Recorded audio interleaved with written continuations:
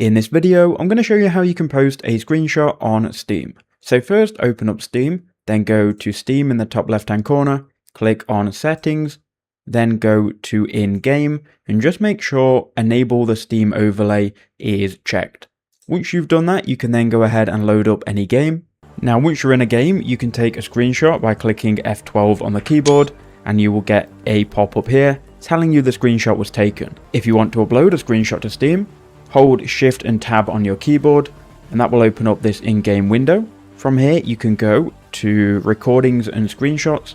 It will then show you all of your different screenshots and you can filter through the games.